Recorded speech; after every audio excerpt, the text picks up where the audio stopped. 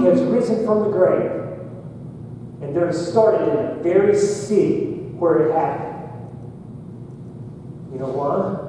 Because that's the easiest place to prove that it was a lie had it been a lie. All you got to do is go roll a tomb out, roll a stone back, grab the dead body by the ankle, drag it out there, uncover it, and go, here's your risen Messiah. If it truly happened. If it had been a lie, they could have proved it. And he says, you guys are going to start being my witnesses in Jerusalem. Hey, that's not their hometown. Do you realize that? For most of the disciples that we know anything about where they were from, Jerusalem's not their hometown. But it's where they were. Southside. That's our message right there. Oh, but I don't live here off Greenhaven. Okay, fine. You're right here. This is where we gather. We're to be the light in the gospel of Jesus Christ right here in our community. You know why? Because even though this community is filled with some really great people, our community needs Christ. They need the power of the gospel in their lives. And we're commanded to go and be His witnesses. And then he goes on. Go to all Judea. All right? This is the region that Jerusalem's a part of. These people had a lot in common with the disciples. There might have been a few little things that were different here or there, but for the most part, they'd grown up in the same way. They shared the same beliefs. There are way more similarities than differences. Brothers and sisters, it's like Guilford County or Greensboro. Right? Will there be differences? Yeah, there'll be differences, but most of the time, there's a whole lot more similarities. And Jesus said, this is where you're supposed to go. And then Jesus says, but don't stop there. Because I want you to go to Samaria next. Now Jesus just made it all worse. Right? Because let's be honest, these boys were Jews. They didn't like Samaritans. They didn't like them at all.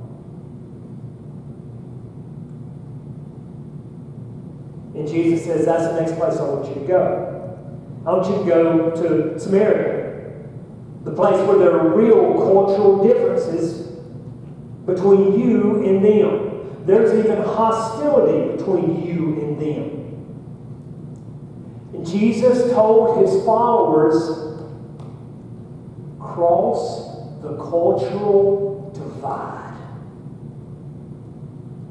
Be willing to be uncomfortable for the gospel's sake. These people don't look like me. They don't act like me. They don't think like me. Perfect. Share the gospel. Go and share the gospel. It's like Jesus telling you or I to reach out to a city, maybe in some of our western states, like Portland, Oregon, or Seattle, Washington, where, okay, maybe they just view life a little differently than we do for the most part.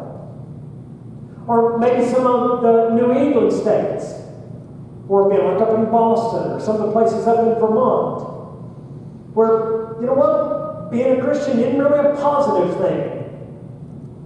They view you as a little weird.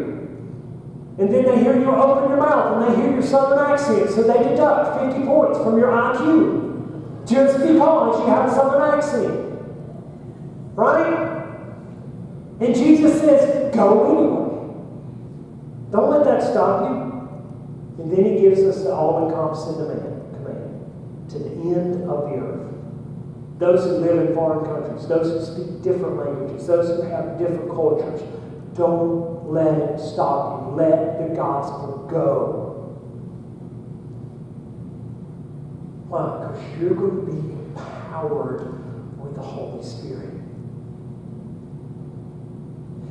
Church, Jesus has not just thrown you and I on the job alone. He's promised us power and presence. He promised us the Holy Spirit's power in Acts 1:8. And He promised us His constant presence with us in Matthew 28:20. Remember, and lo, I am with you always. That's right. I'm with you always.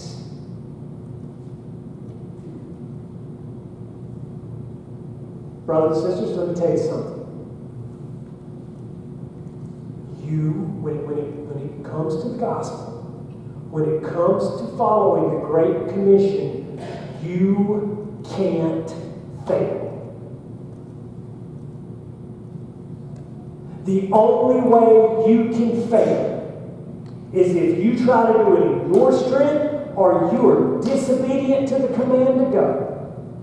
As long as we are obedient to Christ's command to go and share the gospel, and as long as we are relying on His Holy Spirit, we can't fail.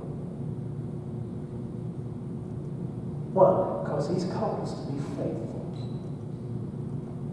That's all He's called us to be faithful.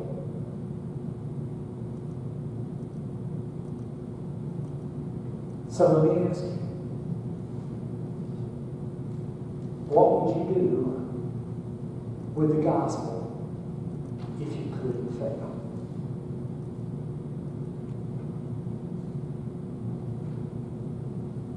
If you couldn't fail.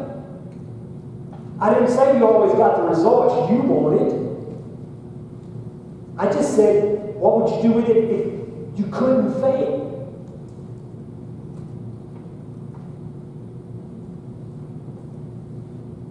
I don't know, maybe be a little more free with it.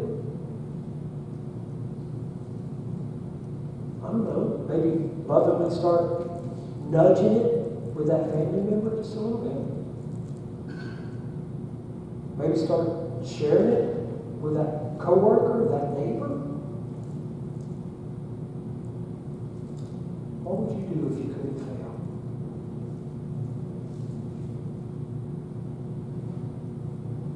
Church, here's your invitation this morning.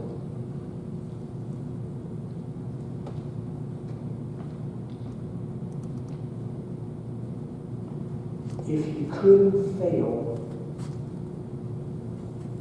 with the gospel, who's that individual you share it with? Who's that individual